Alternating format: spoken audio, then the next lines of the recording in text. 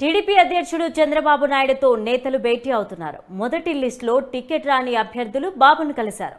ఆలపాటి రాజా భేటీ అయ్యారు చంద్రబాబుతో. పొత్తులో భాగంగా జరిగిన తెనాలి సీటు సర్దుబాటును అర్థం చేసుకోవాలని రాజాతో అన్నారు చంద్రబాబు. పొత్తుల్ని, పార్టీ నిర్ణయాల్ని గౌరవించే వ్యక్తిని తానని చంద్రబాబుతో ఆలపాటి రాజా అన్నారు. రాజకీయ భవిష్యత్తు తాను చూసుకుంటానని, తగు నిర్ణయం తీసుకుంటానని, ప్రత్యామ్నాయం కల్పిస్తానని ఆలపాటి రాజాకు చంద్రబాబు హామీ ఇచ్చినట్లు సమాచారం అందుతుంది. ఇక పీలా గోవింద్, బీకే పార్థసారథి, ఉండవల్లి శ్రీదేవి, దేవినేని ఉమాలు కూడా చంద్రబాబుతో సమావేశమయ్యారు. ఇక దీనికి సంబంధించి మరింత సమాచారం మా ప్రతినిధి ప్రసన్న అందిస్తారు. ప్రసన్న, అంటే కొద్దిసేపటి క్రితం ఈ నేతల భేటీలన్నీ ముగిశాయి. ప్రధానంగా మొదటి లిస్టులో టీడీపీ దాంట్లో టికెట్ రాని వాళ్ళు ఎవరైతే ఉన్నారో వాళ్ళంతా కూడా చంద్రబాబు నివాసానికి వచ్చి చంద్రబాబుని కలిశారు. శ్రీనివాస్ ఉన్నారు, పీల గోవింద్ ఉన్నారు, దేవినేని ఉమా ఉన్నారు.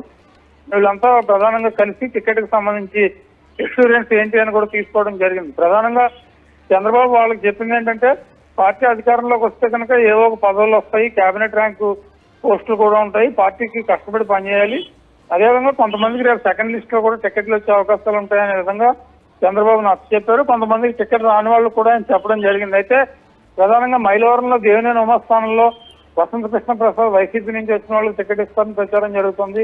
గంటా శ్రీనివాసరావును విశాఖ జిల్లా కాదని పక్క జిల్లా చీపురుపల్లికి పంపిస్తారని ప్రచారం జరుగుతుంది.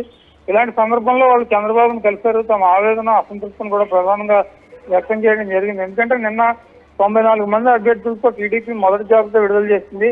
మొదటి జాబితాలో చాలా వరకు అసంతృప్తి వ్యక్తం చేస్తున్న నేతలు జిల్లాల వారీగా ఉన్నారు.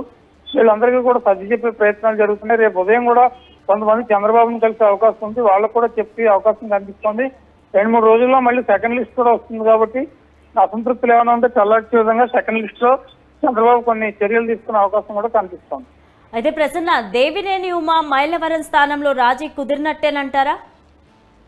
అంటే దేవినేని ఉమాకి ఇంకా పూర్తి స్థాయి క్లారిటీ రాలేదు. మైలవరం టికెట్ వసంత కృష్ణ ప్రసాద్ కి ఆలోచనలో ఉన్నట్టుగా తెలుస్తోంది. దేవినేని ఉమా కొద్దిసేపటి క్రితం చంద్రబాబును కలిశారు. నేను చంద్రబాబు కుటుంబ సభ్యుడిని, ఆయన ఏం చెప్తే దాన్ని శ్రద్ధ వహిస్తానని ఉమా కూడా వ్యాఖ్యానించడం జరిగింది. దీన్ని బట్టి మరి ఆయనకి ఏం ఎక్స్పీరియన్స్ ఇచ్చారు, వసంత కృష్ణ ప్రసాద్ మైలవరంలో పనిచేసుకోవడానికి కూడా రెడీ అవుతుంది కాబట్టి టికెట్ దాదాపు మైలవరం వసంత కృష్ణ ప్రసాద్ కి కన్ఫర్మ్ చేసినట్టుగా తెలుస్తుంది. అయితే ప్రసన్న, బుద్ధా వెంకన్న చెప్పారు రేపు అభిమానులతో, పార్టీ కార్యకర్తలతో సమావేశం ఏర్పాటు చేస్తాను అని. సో భవిష్యత్ కార్యాచరణ గురించి ఏమైనా చెప్పే ఛాన్స్ ఉందంటారా? బుద్ధా వెంకన్న విజయవాడ వెస్ట్ టికెట్ ఆశిస్తున్నారు, కానీ వెస్ట్ లో కొంత పోటీ ఉంది. ఆ పోటీకి తట్టుకుని మరి టికెట్ వస్తుందా లేదా అని చూడాలి. మరోవైపు విజయవాడ వెస్ట్ జనసేనకి ఇచ్చే ఆలోచనలు కూడా ఉన్నారు కాబట్టి బుద్ధా వెంకన్నకి ఎలాంటి క్లారిటీ ఇస్తారు ఏంటనేది కూడా చూడాల్సి ఉంది. ప్రసన్న, ఇంకా ఏ స్థానాలకు నాయకుల మధ్య అసంతృప్తి నెలకొందంటారు? ఇంకా ఎవరెవరు కలవబోతున్నారు చంద్రబాబుని?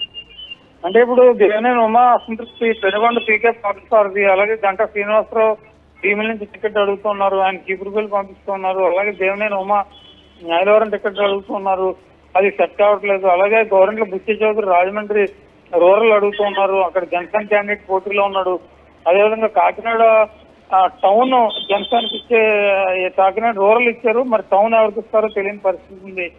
రూరల్ లో కూడా పిల్లి సత్యనారాయణ, పిల్లి అనంతలక్ష్మి వాళ్ళకి భార్యాభర్తలు వాళ్ళు కూడా జనసేన ఇవ్వడానికి అసంతృప్తి చేస్తున్నారు. ఇలా కొన్ని చోట్ల పొత్తుల్లో అసంతృప్తి వ్యక్తం చేస్తున్నారు, కొన్ని చోట్ల టికెట్లు రాక అసంతృప్తి వ్యక్తం చేస్తున్న పరిస్థితి అయితే ప్రస్తుతం మనకు కనిపిస్తోంది.